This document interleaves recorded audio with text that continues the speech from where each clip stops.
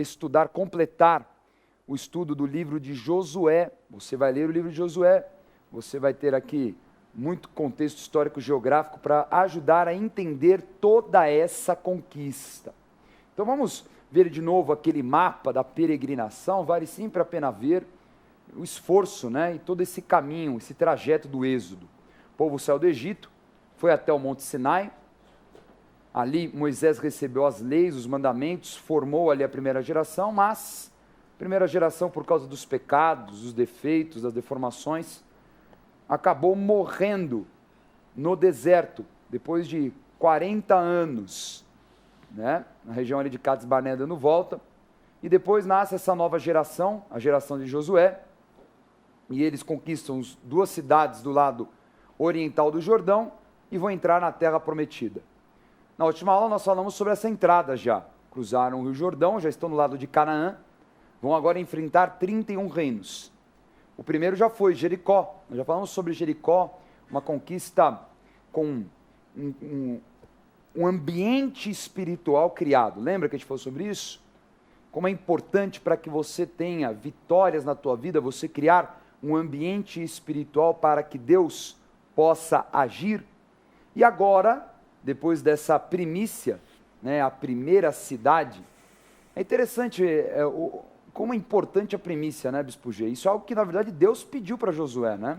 E a gente vê que é uma marca que eles tinham feito não só da parte daquilo que eles comessem, né? Porque eles iam chegar e ter um capítulo específico que fala a respeito disso, que eles não deveriam comer nada antes de consagrar as novidades da terra para o Senhor, né? Agora, Deus não precisa, né? Não está com fome, não está com nada atrasado, mas a realidade era porque era uma questão da santificação, a quebra do domínio espiritual e também a manifestação daquilo que seria o poder de Deus dali para frente. Porque quando há uma primícia nas mãos do Senhor, a interferência dele em todas as outras seria, como entre aspas, automática.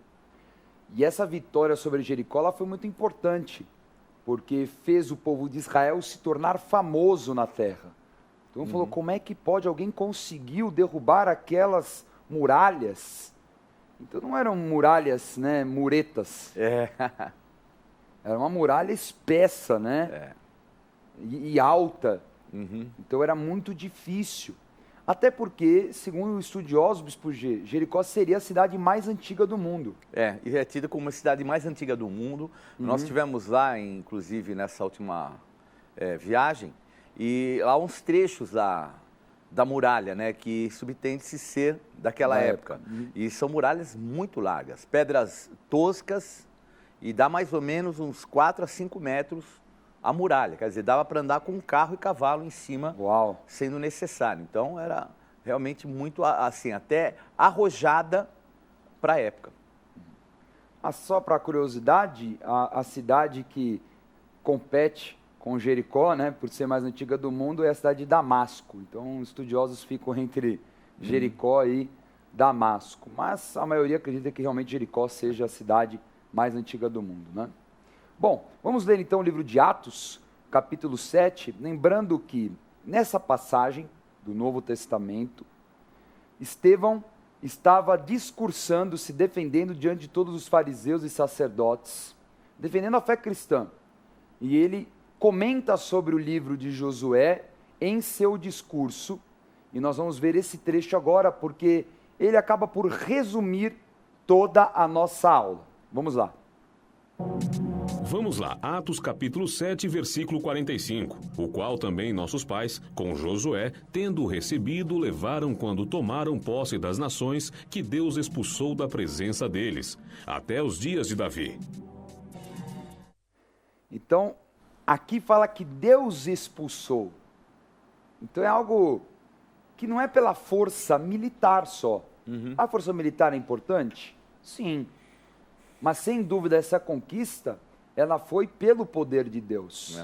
Não é? Uma por uma, sinais, manifestações. Nós vemos assim, só Moisés manifestou grandes sinais? Não. Deus também manifestou sinais durante a liderança de Josué. E eles enfrentaram exércitos assim fortíssimos, cidades grandes. Nós vamos falar, por exemplo, dos Anaquins, né? Os filhos de Anak, que são os gigantes. Se nós lembrarmos lá no Êxodo, quando o povo tentou, sem a cobertura de Deus, conquistar os povos da montanha, os amalequitas e alguns cananitas e alguns anaquins, que eram os gigantes, raça de gigantes, eles perderam, foram exterminados. E agora tudo mudou. Todos eles foram derrotados. Então havia algo a mais? Claramente. Né? É o quê? O poder de Deus, o milagre, a interferência divina, usando até fenômenos naturais a favor do povo de Deus. A habilitação espiritual, ela foi assim importantíssima e a gente percebe que essa habilitação espiritual ela é muito baseada em fé. Então os atos proféticos que foram feitos, né, para Jericó, ali caírem as muralhas, depois nós vamos ver um pouquinho sobre Ai também, um ato profético que é feito ali.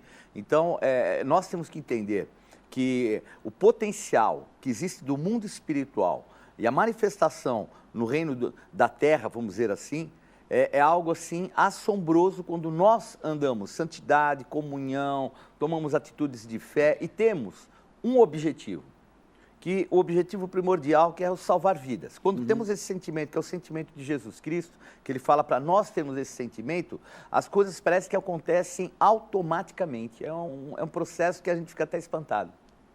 Vamos ver aí no mapa, inclusive a primeira cidade aí que o Bispo G mencionou. Tá vendo essa linha azul no teu vídeo? Será esse o circuito que o povo de Israel vai cumprir para conquistar todas as cidades da região sul. Então, o que alguns chamam de campanha, né? Porque teve a campanha do sul e a campanha do norte. Nós vamos chegar lá, calma lá. Agora aí, a campanha do sul, eles vêm por Jericó, eles vão conquistar Ai nesse caminho, tá? Que fica um pouquinho ao norte de Jericó, tá? E cada uma das cidades que você vê aí, eles vão passar. Algumas eles não chegam a conquistar diretamente, porque tem ligas, né, de reinos, e eles acabam depois só tomando a posse, porque o exército foi destruído. Eles chegam até, como você vê no final, indo aí na região dos filisteus mesmo, né, encostando na região dos filisteus, que é aquela região de Asdod, Asquelon, e assim por diante. Então, a maioria dos reinos conquistados, a maioria se concentrava aí nessa região de Canaã, no sul mesmo, tá? Que ficaria na altura aí do Mar Morto. Então, a maioria das cidades se concentrava aí no sul. E uma região interessante, Bispo G. Era uma região montanhosa. É uma região muito montanhosa. E essas cidades principais, né, inclusive até chegar ao local dos filisteus, eram todas cidades que ficavam no alto, né? No alto da montanha. Poucas delas eram próximos, né, do deserto da Judéia, perto do Mar Morto. E era então um local bem já até próximo, entre aspas, do litoral, né? Então a gente vê ali, ficava 40 quilômetros do litoral, algumas cidades, principalmente aquelas cidades dos filisteus, tudo, né? Então era um local, assim, não era tão fácil de conquistar não, viu? Não. A campanha que ele fez ali foi realmente algo que, se não fosse a interferência do Senhor, não ia ser fácil. Com certeza. E há algo estratégico, né, em ocupar um lugar alto, né? Você enxergar o inimigo vindo, você acaba ficando no lugar mais alto, você tem vantagem com arqueiros, com defesa e assim por diante. E ainda as cidades eram muradas, então ficava mais alto ainda. É muito, muito interessante. Então, a campanha do sul começa após Jericó, com uma guerra com uma cidade pequena, uma cidade que, assim, medíocre, chamava Ai. Bom, o nome já, né, Ai. Já diz tudo. Muita moral, Ai. né? Não tem muita moral uma cidade com o nome desse. Mas era uma cidade que até Josué foi displicente, falou, manda uns meninos para lá, porque, né, não perder tempo com essa cidade. Tem cidades muito maiores, Jerusalém, Jarmute, né, Laques, imagina, essa cidade aí é ridícula. Só que eles foram derrotados. E, aliás, a fuga foi uma fuga vexativa, né, Bispo G? Verdade. Correram na descida. Correram na descida. Correr na descida. Eu não sei quantos já correram na descida, mas o corpo quer passar as pernas. O tronco vai na frente da perna.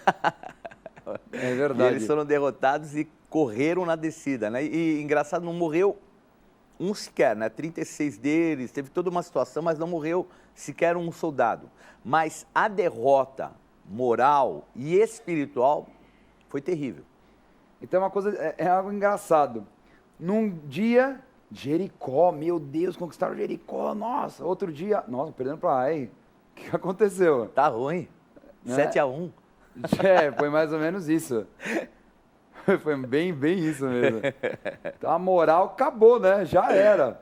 E aí aquela dor, aquela vergonha, né? O nome de Deus sendo envergonhado depois de um milagre que fez em Jericó. Enfim, foi descoberto o problema. O problema era que um homem chamado Acã, ele havia desobedecido a ordem de Deus, e a ordem era: todo o tesouro de Jericó será reservado para o tesouro de Deus, para o tabernáculo. Esse homem Acã, e era em miséria, né? Uma capa babilônica, algumas moedas, coisa miserável, né? Foi um baú do pirata. Quer dizer, puxa, tinha à frente mais 29, quase 30 cidades, aliás, né? Quer dizer, mediocridade, né? Uma Miséria. porcaria diante daquilo que Deus tinha lá à frente.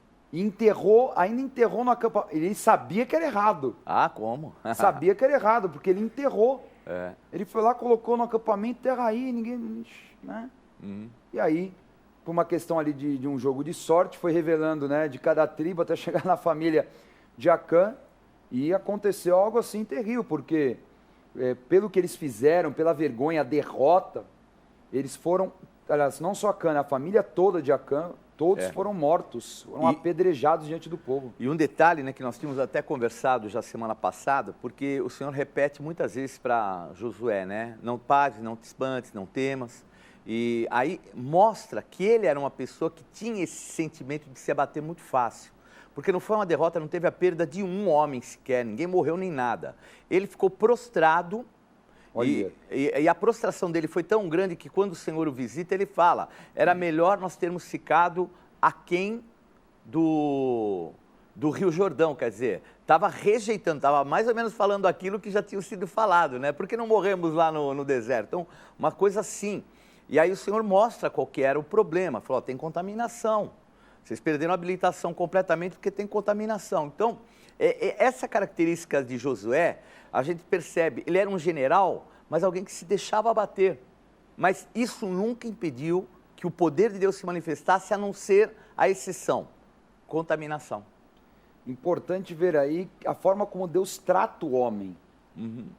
Porque Deus não vai chegar lá assim, pô, Josué, tadinho, poxa, vem cá, vai, eu dar um cafuné em você, perdeu em Ai.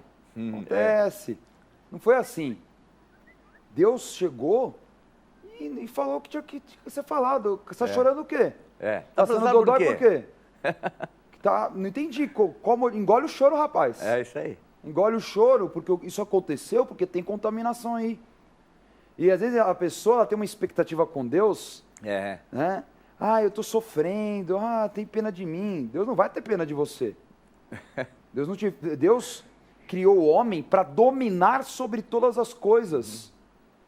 Então, se ele criou imagem e semelhança para dominar, não é para ser coitado, ter pena, coitado de você. É engraçado, porque a gente usa um termo para o Espírito Santo, que é o termo consolador.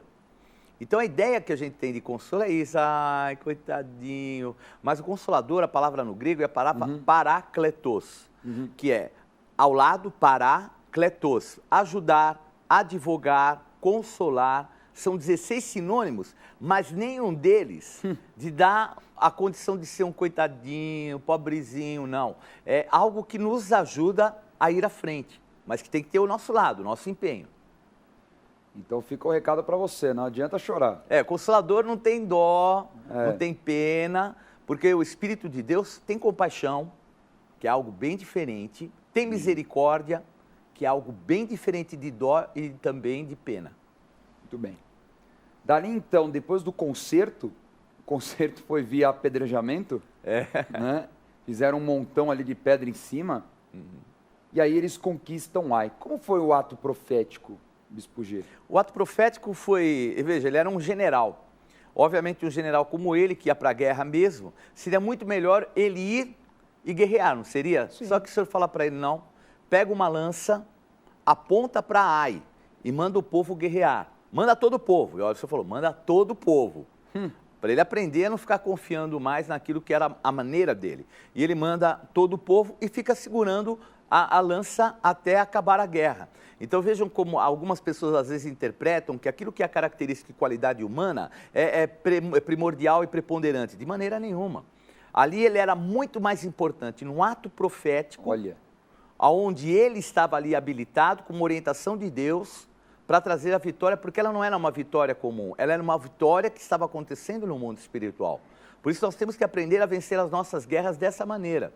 É através de habilitação espiritual, é através de santidade, é através de atos proféticos, de fé, são as nossas armas. Deus queria também restaurar essa autoridade espiritual na vida de Josué. Sem dúvida. Não é? Falar, ó, você que manda, tá? Porque ele teve uma postura errada como líder, de se abater, de enfraquecer. Então, ó, então é o seguinte, você vai apontar, e aliás, era até o último homem de Ai morrer. Esse era o detalhe, até o último cair. Você vai ficar segurando, apontando a lança para a cidade. E é claro que Deus também, ele faz uma estratégia, né? O povo vem, uma parte do povo, atrai o exército para o deserto, e aí eles vão como se estivessem fugindo da guerra, outra parte do povo vem, destrói a cidade, e aí quando os soldados já vê a cidade toda destruída, eles viu fumaça quer subir, voltar, já é tarde. Já é tarde, aí eles já tomam a cidade toda. Então teve uma estratégia militar, mas a força foi o quê? O exercício profético e autoridade.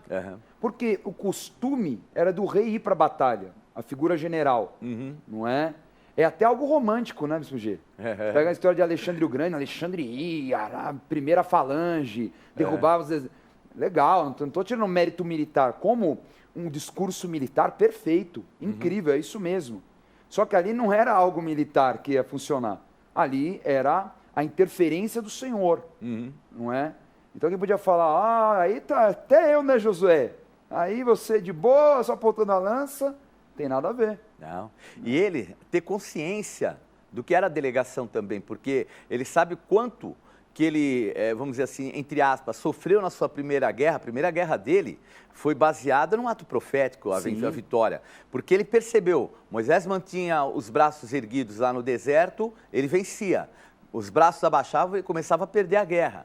Então ele teve consciência e ele precisava, a partir dali, entender que espiritualmente ele tinha que ter essa postura e crer que quem iria dar a vitória era o Senhor e não propriamente as suas características. E ao mesmo tempo, não deixar de fazer a parte dele. Estratégia militar, o guerrear, o ir para frente, porque a religiosidade, ela quer que seja tudo místico.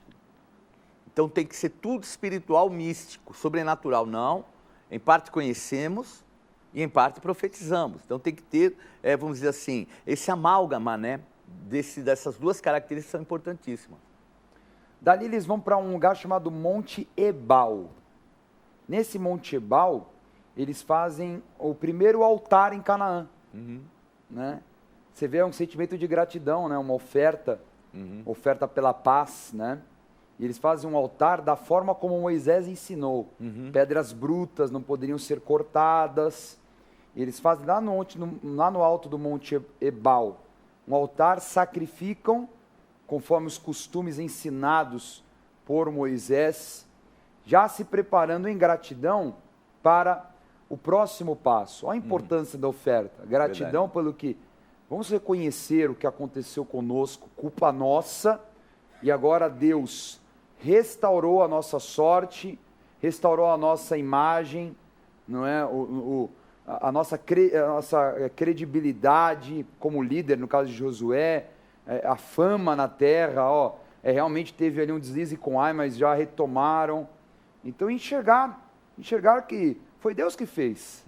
Né? As pessoas têm dificuldades de enxergar que foi Deus que fez. É lógico que Deus vai usar o teu talento. Inegável. Então Deus te deu talento. Né? Sem dúvida. Só que não é só o talento que vai resolver tua vida. Sem dúvida o poder de Deus também vai se manifestar e vai dar até, na verdade, uma condição maior.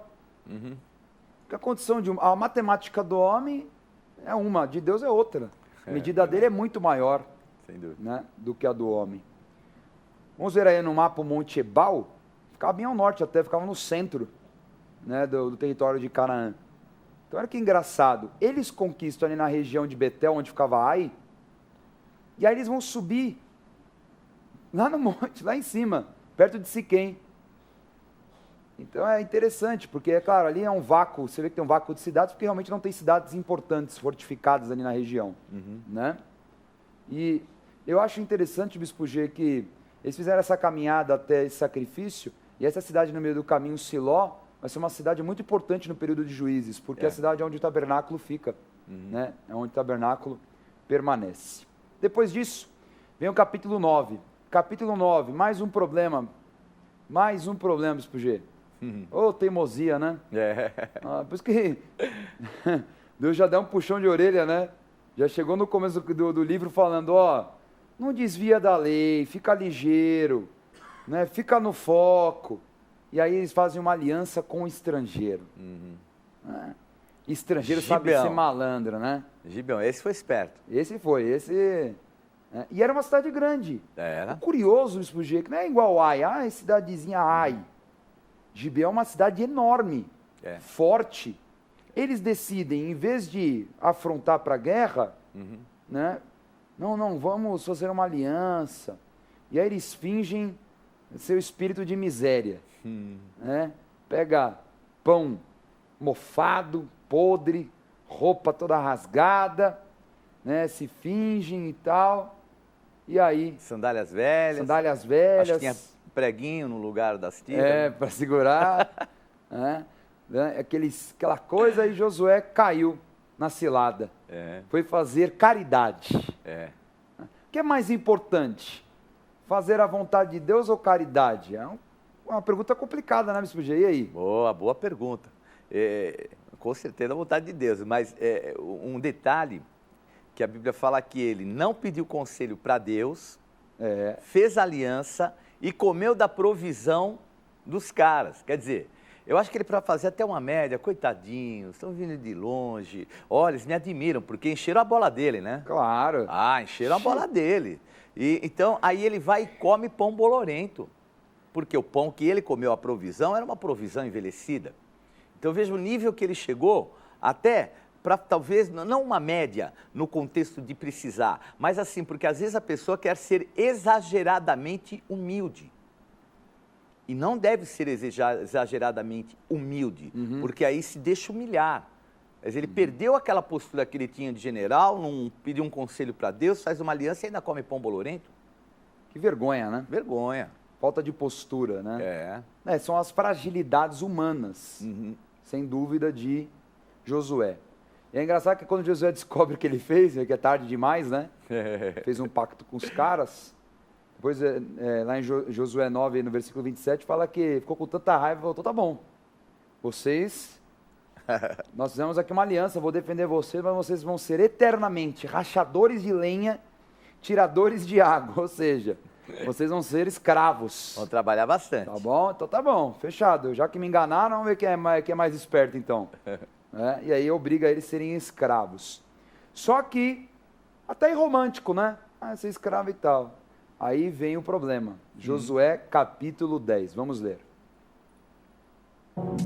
Vamos lá, Josué capítulo 10, versículos 1 em diante. Tendo Adonisedeque, rei de Jerusalém, ouvido que Josué tomara Ai e havia destruído totalmente, e feito a Ai e ao seu rei como fizera Jericó, e ao seu rei, e que os moradores de Gibeão fizeram paz com os israelitas, e estavam no meio deles, temeu muito, porque Gibeão era cidade grande, como uma das cidades reais, e ainda maior do que Ai, e todos os seus homens eram valentes. Então se juntaram e subiram 5 reis dos amorreus, o rei de Jerusalém, o rei de Hebrom, o rei de Jarmute, o rei de Laquis e o rei de Eglon, eles e todas as suas tropas, e se acamparam junto a Gibeão e pelejaram contra ela. Então Josué falou ao Senhor no dia em que o Senhor entregou os amorreus nas mãos dos filhos de Israel, e disse na presença dos israelitas: Sol, detente em Gibeão, e tu, lua, no vale de Aijalon. O sol, pois, se deteve no meio meio do céu e não se apressou a pôr-se, quase um dia inteiro. Não houve dia semelhante a este, nem antes nem depois dele, tendo o Senhor, assim, atendido à voz de um homem, porque o Senhor pelejava por Israel. Quem diria, hein?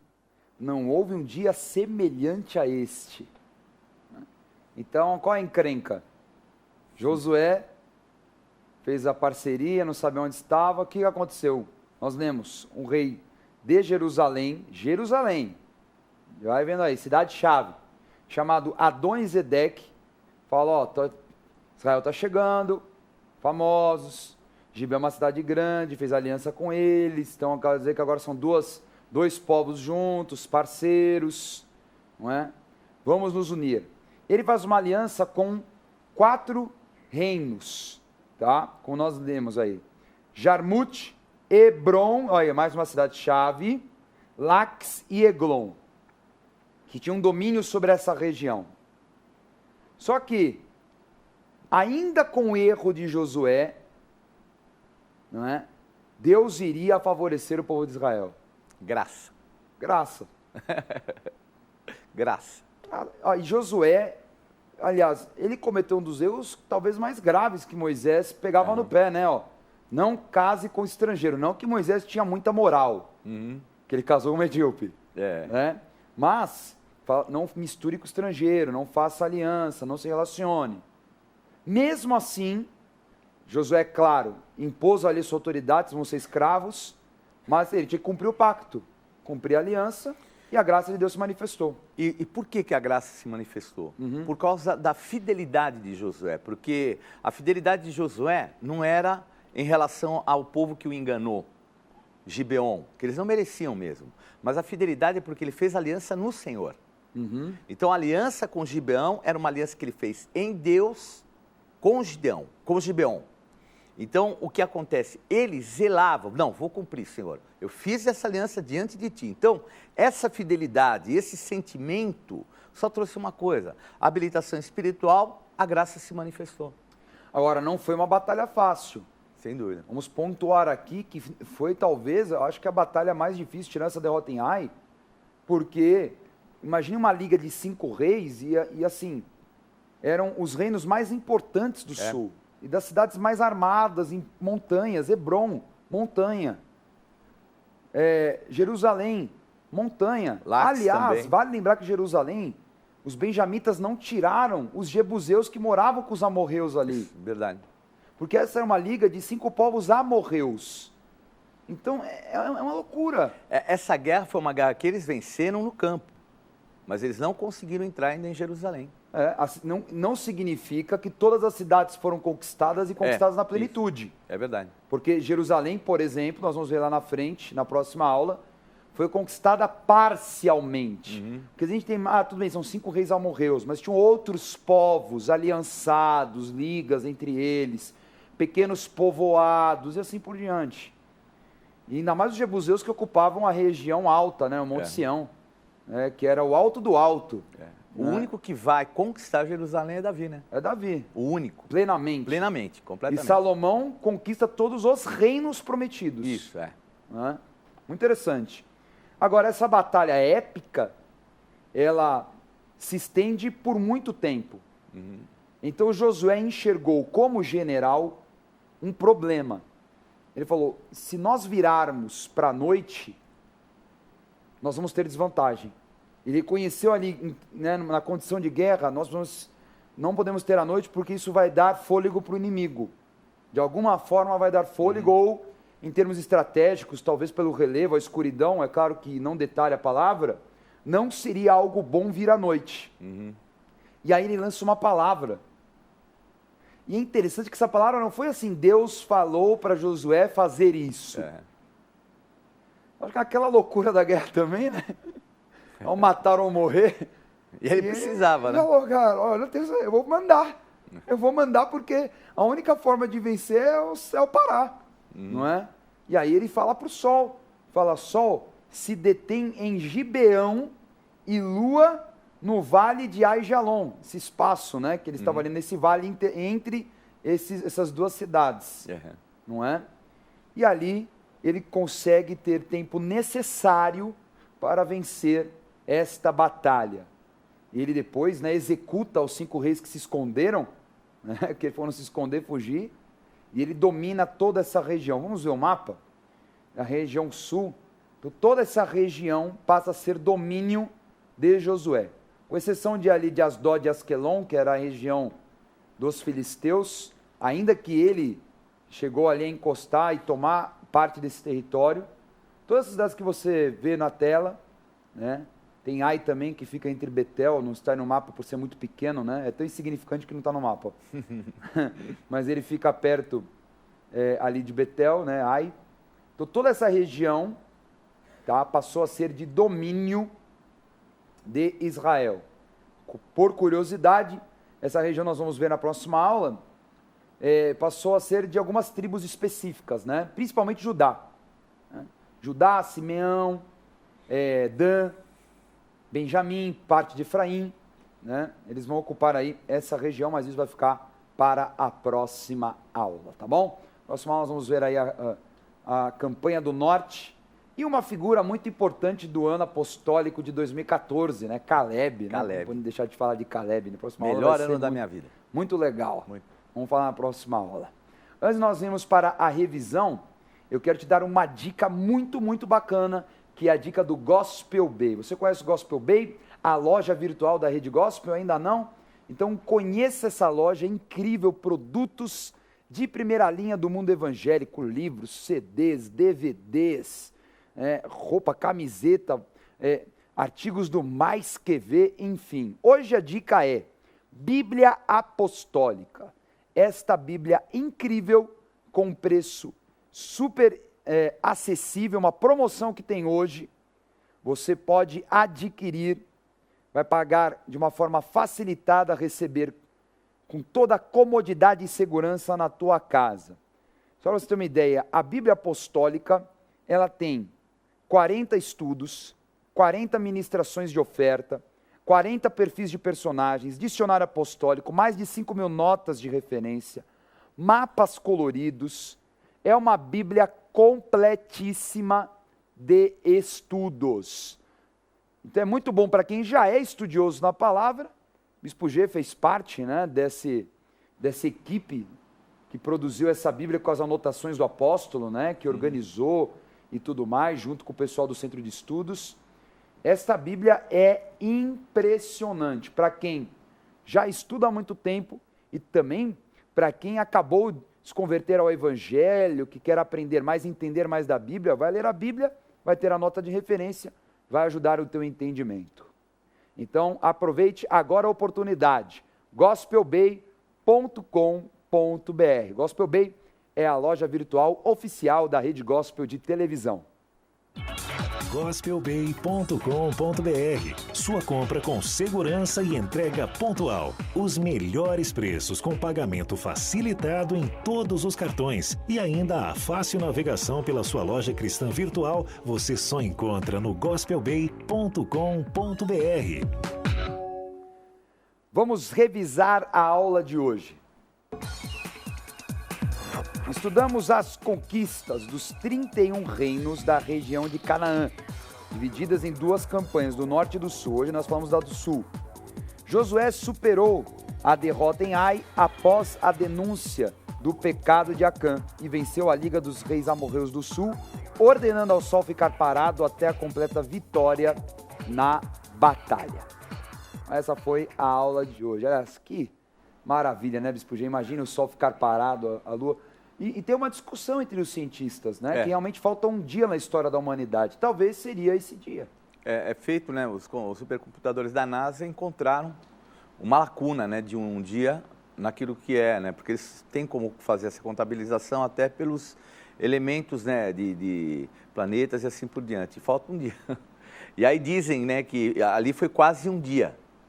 Mas tem um outro sinal que foi para Ezequias, que o Sol retrocedeu 10 graus. Então, ali, comportando, dá um dia praticamente completo, assim, aproximadamente um dia mesmo. Curioso, muito bem. Vamos ver agora, tome nota, a agenda do programa Escola de Profetas. Vamos lá.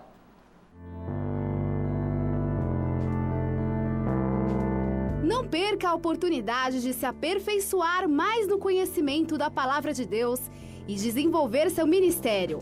Participe dos cursos do Centro de Estudos Apostólico. Para mais informações, acesse ceaapostólico.com.br ou entre em contato pelo telefone 11 3203 0641.